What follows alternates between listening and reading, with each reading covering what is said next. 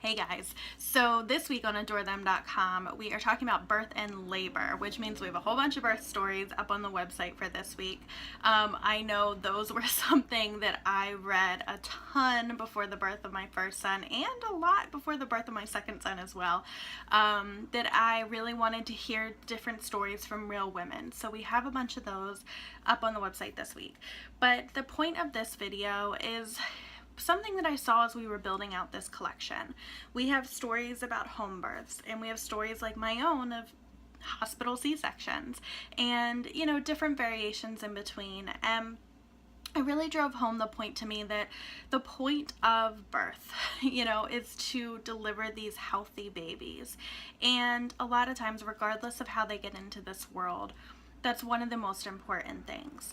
I think, you know, I see out there culturally that we've taken this shift to think that the birth and labor experience has to be something magical from beginning to end, that it has to go a certain way, that you need the perfect birth plan so that you have control over this whole situation. And the fact of the matter is that birth, much like the rest of parenthood, you know, sometimes I think it's like this first initial crash course for parents to have that wake-up call that, like, you aren't in control.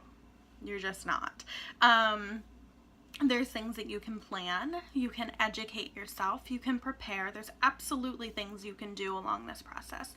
But at the end of the day, your baby, and eventually as they grow into a child, they have a mind of their own, and things might not always work the way that you're hoping or that you're planning for. And I think it's equally as important I do think it's important to prepare, like I said, to educate yourself, to, you know, do the best that you can.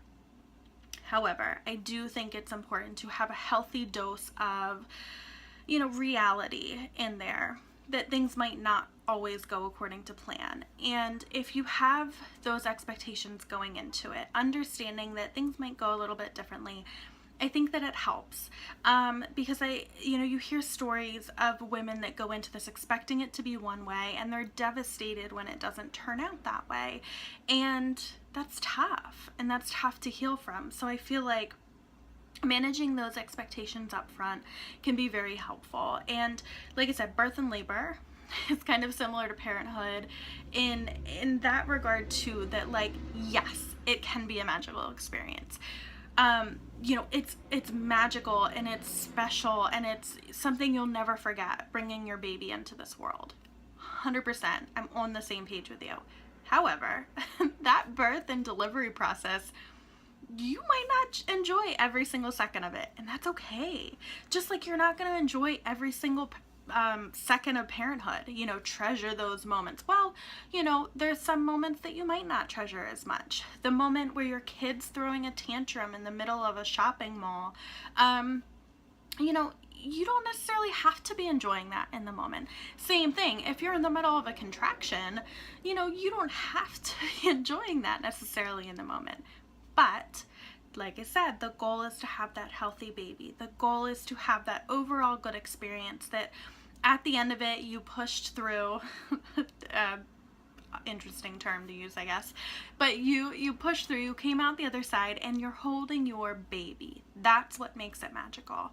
Whether you're at home, whether you're in the hospital, whether you had him in the car, the kitchen floor, you know, whatever it might be, it's still magical to bring that baby into this world when they're healthy. So same thing, you know, there's no right way to have a baby, just like there's no right way to do any step of parenthood. It depends on you. It depends on your unique situations, your body, your baby, you know, there's so many factors that go into this. So, you know, I encourage you to trust the professionals around you that you've chosen to support you.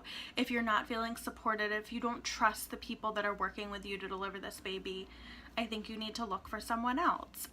But when you can find the people that you can trust their decisions too. They are there doing this all day, every day, especially for your first baby. This is your first time ever doing it. So find people in your life that you can fall back on and trust to help guide you through this process. Understand that regardless of how your baby comes into this world, it's okay. You are not a failure if you choose one route and somebody else chose another. You know, it's fine to get an epidural. It's fine to get a C-section. It's fine to have a home birth. It's fine, right? It's fine. We are not here judging you. We will ooh and ah over that adorable baby when it arrives, regardless. So hopefully that kind of gives you a little bit of perspective as to where I'm standing now. You know, I have a 7-year-old and a 4-year-old, and I still remember those birth experiences fondly. Were they ideal? Maybe not.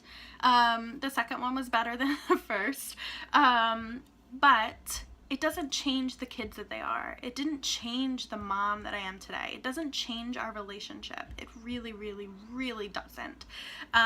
You know, my 2 C-section boys were bonded, we're healthy, we're good to go, and I didn't ruin them because I ended up needing a C-section. So I'll leave you with that takeaway, and like I said, I encourage you to educate yourself and do what feels best to you, while also leaning on the professionals around you to really support you and get to that end goal of a healthy baby.